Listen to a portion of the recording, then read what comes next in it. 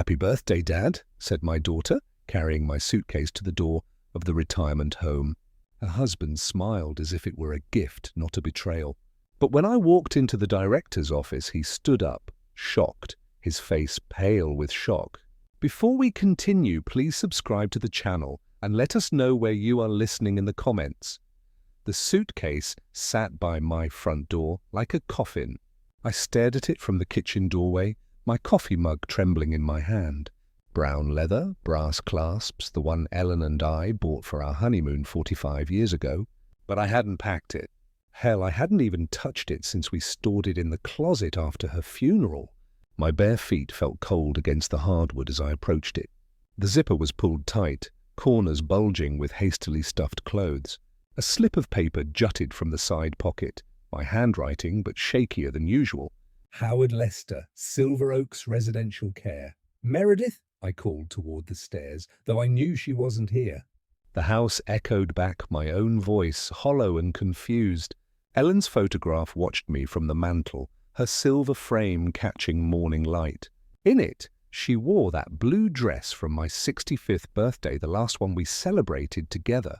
She'd insisted on baking my favorite cherry pie, even though her hands were already too weak from the treatments.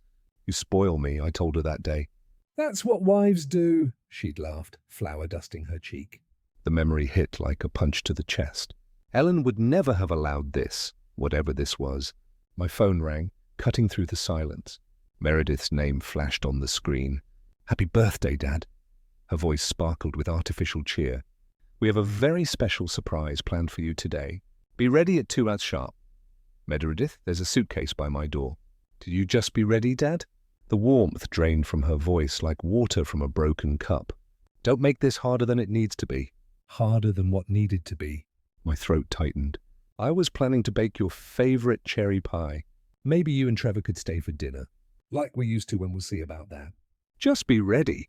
The line went dead. I held the phone against my ear long after the dial tone stopped, as if holding on might bring her back. Might bring back the daughter who used to steal raw pie dough from my mixing bowl. My hand shook as I pulled ingredients from the pantry. Flour, sugar, the jar of cherries Ellen had canned our last summer together. I needed normal. I needed the ritual of measuring and mixing. The comfort of tradition, but the flour scattered across the counter when I dropped the bag. Sugar crunched underfoot. The cherries, Ellen's cherries, rolled red across the kitchen floor like tiny drops of blood. I caught my reflection in the window above the sink.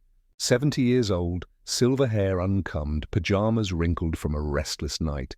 When had I become this fragile stranger? When had my own daughter started speaking to me like I was already gone? The pie crust came together despite my trembling fingers. I rolled it thin, placed it carefully in Ellen's favorite pan, the ceramic one with tiny roses around the rim, the one Meredith always admired as a child. By 1:30 the pie sat cooling on the rack, filling the house with the scent of home.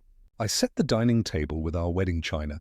3 place settings arranged perfectly. White plates with golden edges, the ones we'd saved for special occasions. Cloth napkins Ellen had embroidered herself. Maybe I was wrong. Maybe this surprise was something wonderful. A party, a celebration, a chance to feel like family again. Maybe the suitcase was for a weekend trip somewhere special. At exactly 2 years, I heard tires on gravel. Through the lace curtains, I watched Meredith's silver SUV pull into my driveway. She sat in the passenger seat, checking her phone. Trevor was driving, his profile sharp and focused. Neither of them looked toward the house where I stood waiting. The cherry pie cooled behind me, untouched. The suitcase waited by the door, packed with clothes I hadn't chosen, and something deep in my chest began to crack, like ice breaking on a spring river. I opened the door before they could knock, dish towels still clutched in my hands from the pie preparation. Dad. Meredith's hug felt rehearsed, her arms barely touching my shoulders before pulling away. She smelled of expensive perfume and impatience. Trevor's handshake was too firm, too brief. His eyes scanned past me toward the suitcase, calculating. "Ready to go, Howard?" Actually, the cherry pie just finished cooling. "Your mother's recipe, Meredith. Why don't you both come in?" I've set the table with the good china, and I could wrap you a slice for there's no time, Dad. Meredith's voice had that edge again, sharp as broken glass. We're already running late. Trevor was already lifting my suitcase, hefting it toward their car without asking permission. The casual violation of my space, my belongings sent heat rushing to my face. "Late for what exactly?" I asked, but they were already walking toward the SUV. I took one last look at my house. The porch swing where Ellen and I used to watch sunsets. The garden she'd tended until her final summer, the door with its brass knocker, worn smooth by decades of visitors. Would I see it again tonight? Tomorrow? They positioned me in the back seat like a child. Trevor's music played too loud. Some electronic beat that made conversation impossible. When I tried to adjust the volume, Meredith shot me a look through the rear-view mirror. We passed Washington Park, where I taught Meredith to feed the ducks when she was 6. Her small hand had clutched mine as we scattered breadcrumbs across the pond's surface. "Remember when you used to beg me to bring you here every Sunday?" I leaned forward, desperate to bridge the growing distance between us. She didn't look up from her phone. The route took us past Mel's Diner, where Ellen and I had shared coffee and pie every Sunday after church. Past the library where I'd volunteered reading to children. Past the hardware store where I'd worked after retiring from engineering, helping young homeowners with their projects. Each landmark felt like a goodbye. I hadn't chosen. "Where exactly are we going?" I finally asked as we turned onto unfamiliar roads heading east. Trevor caught my eye in the mirror, his smile sharp and satisfied. "Somewhere you'll be much happier, Howard. Trust us." The word trust sat bitter in my mouth. When had my daughter and her husband started speaking about me rather than to me? When had I become Howard instead of Dad? Meredith was texting someone, her fingers flying across the screen. I caught fragments. Finally doing it. "Anna, are much better this way." The phone's blue light reflected off her face, making her features look cold and unfamiliar. 20 minutes later, Silver Oaks came into view. A sprawling modern facility with manicured lawns and a circular driveway. The architecture was all glass and steel, designed to look expensive rather than welcoming. A sign by the entrance read, "Silver Oaks Residential Care, where life begins again." My stomach dropped. "Are we visiting someone?" Meredith turned in her seat, that artificial brightness returning to her voice. "Happy birthday, Dad. This is your new home." The words hit me like a physical blow. My chest tightened, making it hard to breathe. New home? The cherry pie I'd baked sat abandoned in my kitchen. The table I'd set with Ellen's china would remain empty. The suitcase I hadn't packed contained clothes for a life I hadn't chosen. Trevor parked under the covered entrance, already reaching for the keys. Through the windshield, I could see elderly residents in wheelchairs on the covered patio, staring blankly at the landscaping. "This is temporary, right?" My voice sounded small, desperate. "Just until." "Let's just see how you settle in," Meredith said, avoiding my eyes. The car's engine ticked as it cooled. Somewhere in the distance, I could hear the sound of lawnmowers maintaining the facility's perfect appearance. Everything was so neat, so orderly, so final. I sat frozen in the back seat while they climbed out, their movements efficient and practiced. This wasn't a surprise. It was an execution, and I was the only one who didn't know it was coming. Trevor yanked my suitcase from the trunk with unnecessary force, the leather scraping against the car's edge. "I can help with that," I offered, but he waved me away. "We've got this handled, Howard." His tone was dismissive, like I was already less than capable. Meredith checked her watch for the 3rd time in 2 minutes, her foot tapping against the asphalt. She wouldn't meet my eyes, focusing instead on the facility's automatic glass doors. "How long will I be staying here?" I asked as we walked toward the entrance. "Let's just see how you settle in first," she replied. The same evasive answer as before. My house keys still hung on my keychain, solid and familiar in my pocket. If this was temporary, why did it feel so permanent? Why had they packed everything I owned into a single suitcase? "This is for your own good, Dad." Meredith's voice carried the rehearsed quality of someone who'd practiced this speech. "You're not getting any younger, and frankly, we can't provide the level of care you need." "But I bought you that house in Beaverton," I said, desperation creeping into my voice. I funded Trevor's coffee shop when no bank would touch it.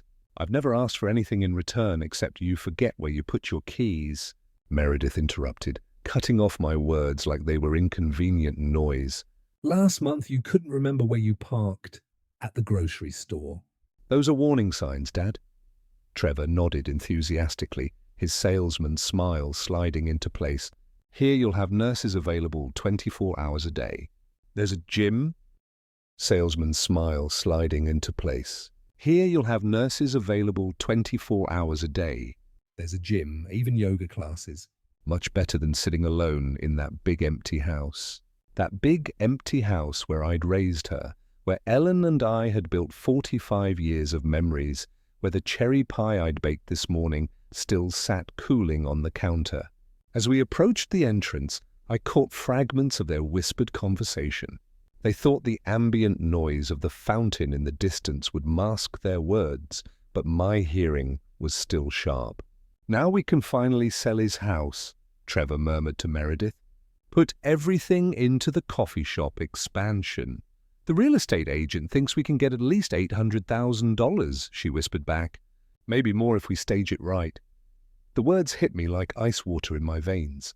$800,000, the house Ellen and I had scrimped and saved to buy, where we'd painted every room ourselves, where we'd planned to grow old together. They'd already talked to a real estate agent, already planned my life around their profit margins. I thought of all the times I'd helped them over the years. The down payment on their first apartment, the car loan when Trevor's credit was too poor, the business investment that kept their coffee shop afloat during the pandemic. Had every hug, every birthday call, every family dinner been them calculating my net worth? My legs felt unsteady as we entered the lobby. Marble floors reflected fluorescent lighting. Generic artwork hung on sterile walls, mass-produced landscapes that meant nothing to no one. The air smelled of disinfectant and resignation. Well, this is it. Meredith's voice was artificially bright as she gestured around the space. Isn't it lovely? An elderly man in a wheelchair sat near the window, staring at the parking lot. A woman with a walker moved slowly past, her children nowhere to be seen. The silence was oppressive, broken only by the soft whisper of air conditioning and distant television noise. We'll visit soon, Meredith said, leaning in for another pre-functor hug. Her lips barely brushed my cheek, cold and quick. Trevor shook my hand one final time. Take care of yourself, Howard. They were already walking away, their relief visible in the sudden relaxation of their shoulders, the quickening of their pace. They didn't look back, not once. Through the glass doors, I watched them climb into their SUV and drive away, probably already discussing how to spend my house money. I stood alone in the lobby, my suitcase at my feet, finally understanding the scope of what had happened. This wasn't about my safety or my health. This was about $800,000 and the inconvenience of an aging father who had outlived his usefulness. The automatic doors whispered shut behind me, sealing me into my new reality. Somewhere in the distance, a television played game shows to an empty room. A nurse walked past, her shoes squeaking against the polished floor, not bothering to acknowledge my presence. I was no longer Howard Lester, retired engineer, loving husband, generous father. I was a resident, a problem solved, a house sold. But as I stood there, something cold and calculating began to crystallize in my chest. They had underestimated me in fundamental ways. They knew about the house, but not about the investment portfolio Ellen and I had built. They knew about my age, but not about my connections. They knew about my loneliness, but not about my capacity for strategic thinking. I picked up my suitcase and walked toward the reception desk, my footsteps echoing in the sterile space. If they wanted to play games with my life, they were about to learn that 70 years of experience had taught me a few things about winning. Mr. Lester, a woman's voice, cut through my spiral of thoughts. I'm Jennifer, your care coordinator. She approached with the practiced sympathy of someone who delivered this speech hundreds of times. Soft scrubs, comfortable shoes, a badge photo that looked optimistic about working with elderly residents. Her smile never quite reached her eyes. Ready to see your new home? I followed her across the marble floor, my footsteps echoing in the sterile space. The suitcase handle felt foreign in my grip, packed by hands that weren't mine, filled with clothes chosen by someone who didn't know me. Jennifer chatted about meal times and activities while I studied the institution's details with an engineer's eye. Beige walls designed to be calming, but achieving only blandness. Classical music played at low volume, probably selected by a committee to be inoffensive. The elevator whispered upward. "Second floor, room 237, here we are." Jennifer's enthusiasm bordered on manic as she opened the door with a key card. "Your own private space." The room was smaller than my walk-in closet at home. Twin bed with industrial white linens, dresser that looked like it belonged in a college dormitory. Single window facing the parking lot where I could see Meredith's SUV had already disappeared into traffic. "Dinner's at 5 p.m. sharp," Jennifer continued, pointing toward a schedule posted by the door. "Activities room is down the hall if you want to socialize. Physical therapy starts Monday if your doctor recommends it." She left me alone with a cheerful promise to check on me later. The door clicked shut with institutional finality. Silence pressed against my eardrums. Outside, cars moved through the parking lot like blood cells through arteries. Purposeful, going somewhere, living actual lives. I sat heavily on the bed, the mattress too soft, unfamiliar. The suitcase weighted like evidence of my diminished circumstances. My hands shook as I pulled the zipper open. Inside, shirts I recognized but hadn't worn in years. Socks with holes Ellen would never have tolerated. Underwear that belonged in the rag pile. But missing Ellen's watch, the gold Rolex she'd given me for our 25th anniversary engraved on the back. "Forever yours, Egon." The family photo albums that documented Meredith's childhood, our trips to Europe, 45 years of marriage, gone. My engineering notebooks, leather-bound volumes containing decades of invention ideas, business plans, the foundation documents gone. I searched through every pocket, every fold of fabric, nothing.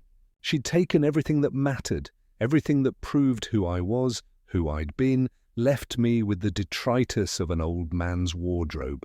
"These old things just clutter up your space, Dad." Meredith's voice echoed in my memory from her last helpful visit. She'd insisted on organizing my closet, going through my dresser drawers. I'd been grateful for the attention, pathetically pleased she wanted to spend time with me. The silver cufflinks Ellen bought me for our first Christmas together, gone after that visit. Ellen's jewelry box emptied during Meredith's spring cleaning session. She'd called it decluttering. Said she was helping me simplify my life.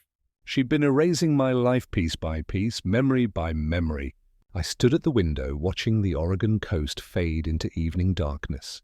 Cars moved through the parking lot below, their headlights cutting through gathering dusk. Normal people heading home to normal lives, while I stood trapped in this sterile box. But Meredith had made one crucial miscalculation. She saw a lonely old man, vulnerable and dependent. She didn't see the engineer who'd built a medical device empire from nothing. She didn't know about the foundation Ellen and I had created, the connections I'd maintained, the resources she'd never dreamed existed. Somewhere in the distance, I heard the soft ding of the elevator arriving, footsteps in the hallway, a staff member approaching the building entrance below. Time to remind everyone exactly who they were dealing with. I walked through Silver Oaks with purpose, now my stride, confident, despite the institutional carpet designed to muffle sound. The hallways told a story my engineer's eye could read easily. Cost-cutting measures everywhere. Understaffed nursing stations. Residents sitting alone in common areas. Some staring blankly at muted television screens showing game shows no one was watching. The administrative wing felt different immediately. Thicker carpet, actual artwork instead of mass. Produced prints, furniture that suggested comfort rather than mere function. The secretary looked up from her computer as I approached her desk. "I need to speak with Mr. Fitzpatrick immediately." "Is this about your accommodation?" "I can have Jennifer." "It's about documentation irregularities." "Tell him Howard Lester is here." She spoke softly into her phone, then looked up with surprise. "He'll see you right away, Mr. Lester." The office door opened before I reached it. Fitzpatrick stood behind his desk, coffee cup rattling against its saucer in his suddenly unsteady hand. His face had gone pale beneath his administrative tan. You're Howard Lester, the founder of MedTech Innovations. I am. I took the chair across from his desk without being invited. And I want to see my complete admission file, every document. Fitzpatrick's hands trembled as he pulled a manila folder from his desk drawer. Mr. Lester, I have to say, when the paperwork came in this morning, we had no idea. Show me. He spread the documents across his desk like a dealer displaying cards, power of attorney authorization, medical evaluation forms, emergency contact information. I examined each page with the methodical precision that had built my company from nothing. The signature on the power of attorney was clearly forged. Meredith had practiced, but she'd missed the slight tremor I developed in my left hand after Ellen's death. The medical evaluation was completely fabricated. I'd never met the doctor whose name appeared at the bottom.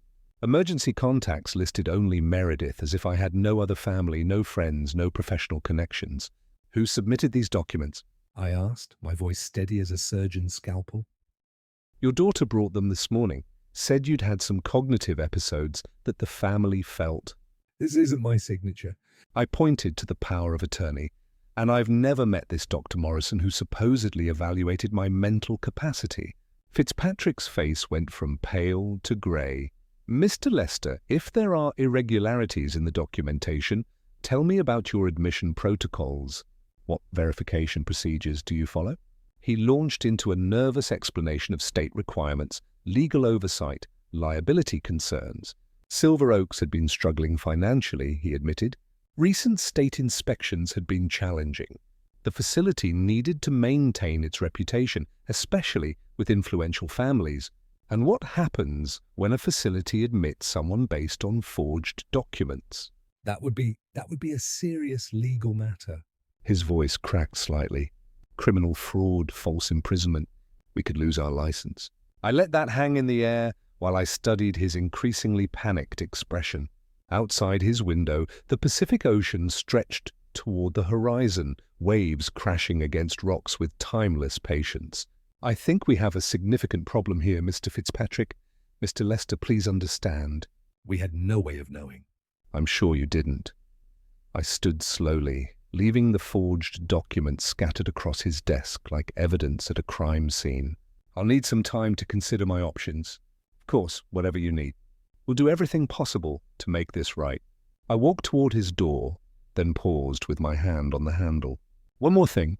How long has Silver Oaks been struggling financially? His silence told me everything I needed to know. The walk back to my room felt different now.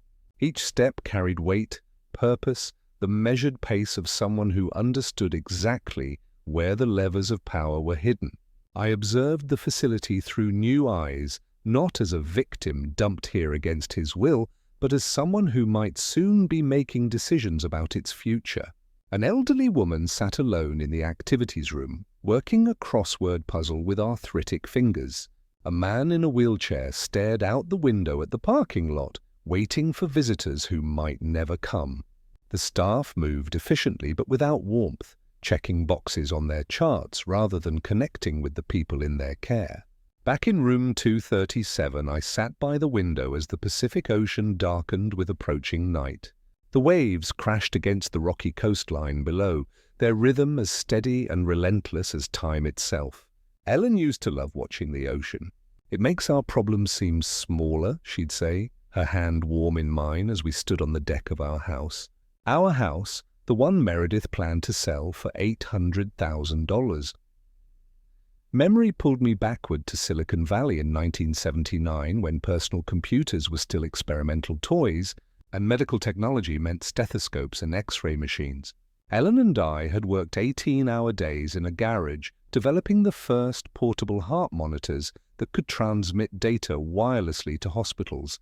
MedTech innovations started with a borrowed desk and a vision of technology serving humanity. We're not just building a company, Ellen had told me. The night before our IPO, we're building a legacy. When we have enough, Howard, we'll use it to help people who can't help themselves. The Lester Foundation emerged from that promise. Strategic investments in healthcare technology, funding for medical research, and eventually ownership stakes in senior care facilities across the Pacific Northwest. Ellen insisted we take active roles in oversight. She'd visited every facility personally, ensuring our money improved lives rather than just generating returns. Silver Oaks was one of our earliest investments. 15% ownership, enough to influence policy, but not enough to control day-to-day operations. Ellen had believed in their mission statement about dignity and independence for seniors. She'd have been devastated to see what it had become. Meredith had no idea, none whatsoever. She thought I was just some old engineer living on Social Security and the equity in his house. She'd never shown interest in the foundation, never asked about my business relationships, never bothered to understand the infrastructure Ellen and I had built together. In her mind, I was already dead, just an inconvenient body that hadn't stopped breathing yet. I pulled out my phone and scrolled through contacts I hadn't called in months. Marcus Henley, the Foundation's General Counsel. Sarah Chen, our investment manager. Dr. Rebecca Santos, who oversaw our healthcare initiatives. People who understood that the Foundation wasn't just money. It was power applied with precision and purpose. The ocean waves below seemed to pulse with Ellen's voice. Use what we built, Howard. Make it matter. I stood at the window as sunset painted the sky in shades of gold and crimson. Somewhere behind me, the institutional sounds of Silver Oaks continued.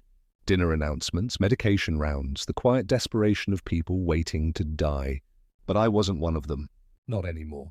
Meredith had awakened something she didn't understand. This wasn't just about personal revenge anymore. This was about systemic change, about using the tools Ellen and I had built to transform not just my situation, but the situations of everyone who'd been forgotten, dismissed, or discarded by family members who saw dollar signs instead of human beings. I touched Marcus Henley's number on my phone screen. Time to remind the world that Howard Lester wasn't dead yet. The morning after my phone call to Marcus, I sat in Silver Oaks' dining room, watching the sunrise paint the Pacific Ocean in shades of gold and amber. Other residents shuffled past with their breakfast trays, most avoiding eye contact, still treating me like a fellow victim rather than what I'd become overnight. Marcus had worked through the night with our legal team.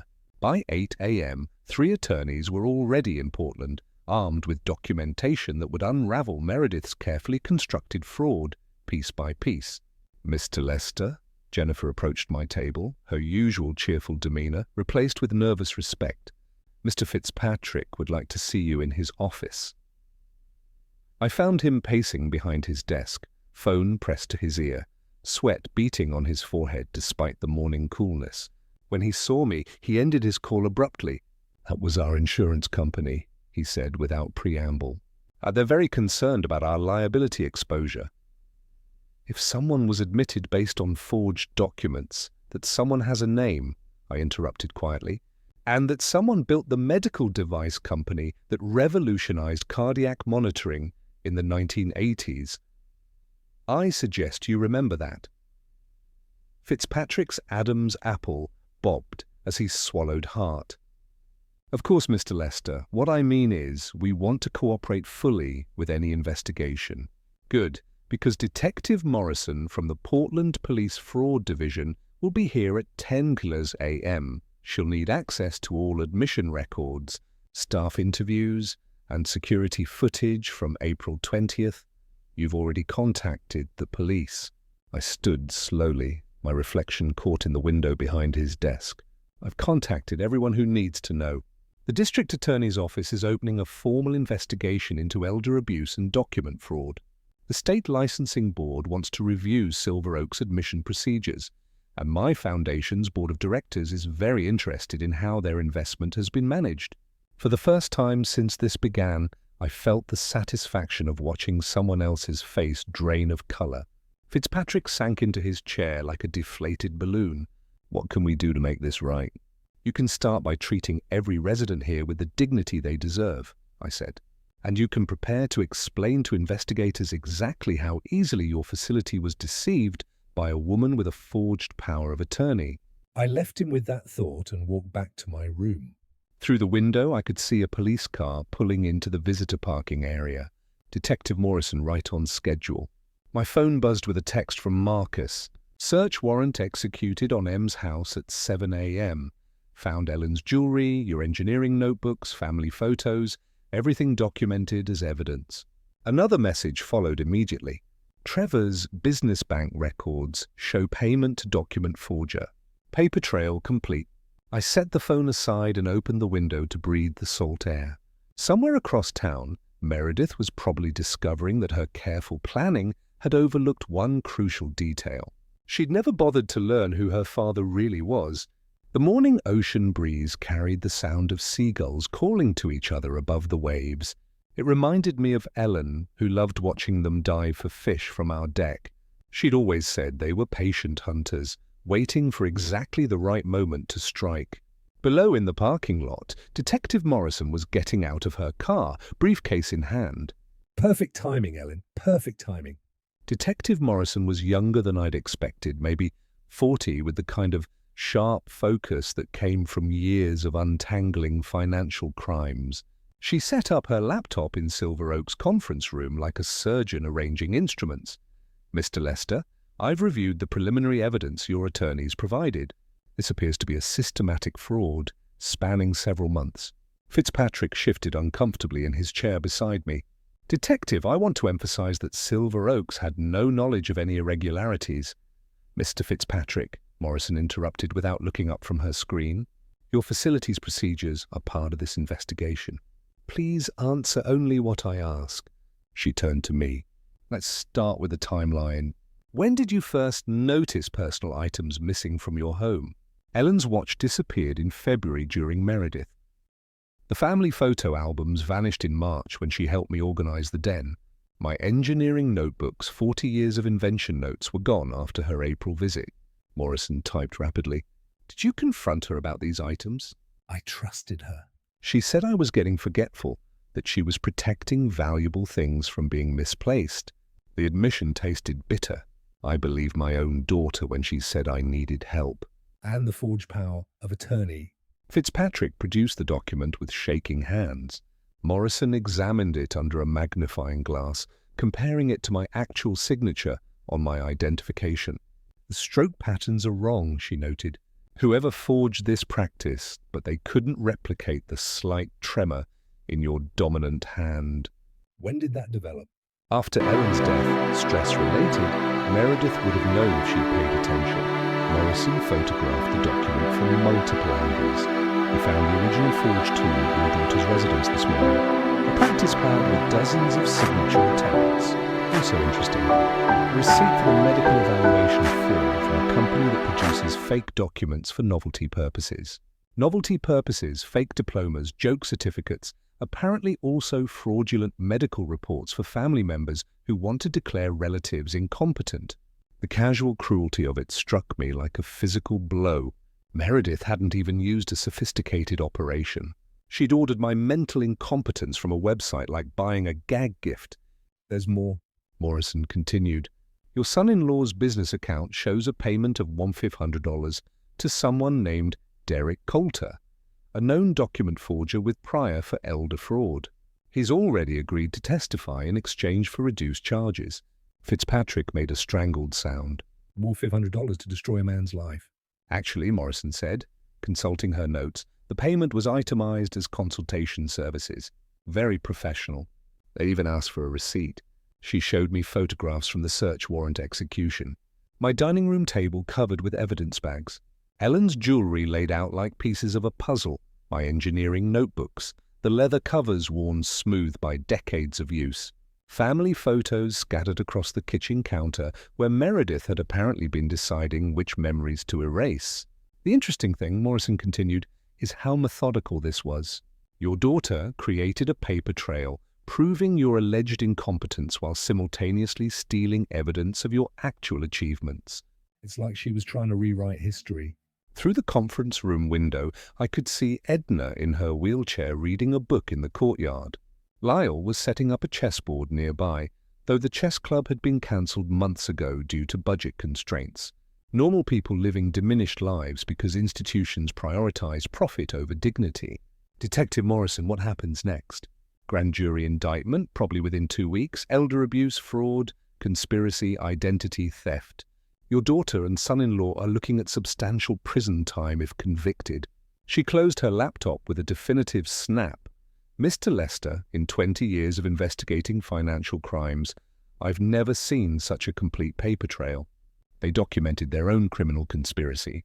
After she left, I sat alone in the conference room, watching the Pacific Ocean through salt-stained windows.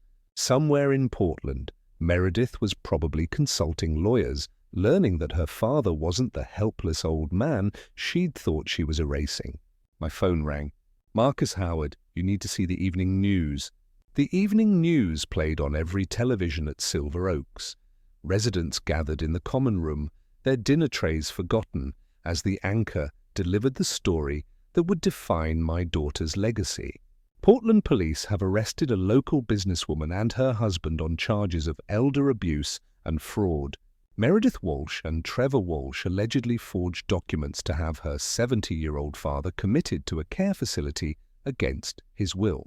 Meredith's photograph filled the screen, a professional headshot shot from her coffee shop's website, all smiles and artificial warmth. The irony wasn't lost on me. The victim, Howard Lester, is the founder of MedTech Innovations and a prominent Portland philanthropist. Police say the suspect systematically stole personal belongings and planned to sell his house to fund their failing business. Edna wheeled her chair closer to mine. "Mr. Lester, is that really your daughter?" Before I could answer, my phone buzzed. Meredith. After 3 days of silence, she was finally calling. "Dad, please, you have to call off the police." "This is all a misunderstanding." I walked to a quiet corner before responding. "A misunderstanding." "You forged legal documents. You stole Ellen's jewelry. You had me declared mentally incompetent. We were trying to help you. The house is too big. You're all alone. Stop." My voice carried decades of accumulated authority. "Just stop lying." "I know about the $1,500 to Derek Coulter. I know about the practice signatures." The cherry pie baking in the oven filled the house with the same sweet scent as that terrible morning 12 months ago.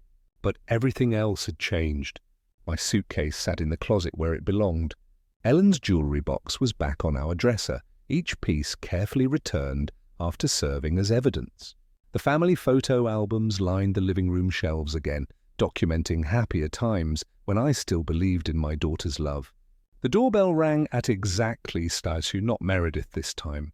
She was serving an 18-month sentence for elder abuse and fraud. Instead, Aidan stood on my porch, now 19, and studying non-profit management at Portland State University. "Happy birthday, Grandpa." His embrace was warm, genuine, everything his parents had never been. We sat at my kitchen table, the one Ellen and I had chosen 40 years ago, while I explained the foundation documents he would inherit. "Your great-grandmother, Ellen, believed wealth was a tool for dignity," I told him, as he signed the succession papers. "She used to say that money without purpose was just paper with numbers on it." "I understand, Grandpa. I promise to honor what you and great-grandma built." Together we drove to Silver Oaks for what had become my weekly board meeting. The transformation was remarkable. Chess tables occupied the recreation room where 15 residents played with focused intensity. The new library hosted Edna reading stories to visiting children from Lincoln Elementary. Art therapy sessions filled the East Wing with laughter and creativity. "Mr. Lester," Lyle called from his chess match with a visiting grandson. "Come see the philosophy discussion group schedule. We're debating Aristotle next week." The bulletin board near the entrance displayed thank you letters from residents and families. Edna's note, written in her careful cursive, read, "You return dignity to forgotten people." A daughter whose mother now thrived here had written, "Mom is happy for the first time in 3 years." Fitzpatrick's quarterly report showed measurable success. A waiting list for admission recognition from the state as a model facility. Staff retention up 60%. "The excellence rating puts us in the top 5% statewide," he told the board, with obvious pride. "Excellence follows naturally when you treat people as human beings rather than inventory," I replied. Back in my kitchen as sunset approached, I placed a single candle on the cherry pie. Not from loneliness this time, but celebration. The walls displayed artwork from Silver Oaks residents, watercolor seascapes, charcoal portraits, abstract pieces that spoke of minds still creating, still contributing. A photograph of the transformed facility sat next to Ellen's picture. In it, residents played chess, read books, painted canvases, engaged with visiting families. Their faces showed contentment, purpose, the dignity Ellen and I had always believed every person deserved. I lit the candle and spoke to the quiet kitchen. "Happy birthday, Howard. You chose justice over revenge, transformation over destruction." The phone rang. Aidan calling from his dorm room. "Grandpa, I wanted to tell you about my foundation management class. We studied your Silver Oaks transformation as an example of strategic philanthropy creating systemic change." Through the window, the Pacific Ocean reflected the day's last light. Somewhere in the distance, seagulls called to each other above the waves. Patient hunters, Ellen used to say, who knew exactly when to strike. I picked up the phone, surrounded by evidence of a year that had transformed betrayal into purpose, loneliness into legacy, and victimhood into victory. "Tell me all about it, son. We have important work ahead of us." If you like this story, please like this video, subscribe to the channel, and share your impressions of this story in the comments. To listen to the next story, click on the box on the left. Thank you for watching.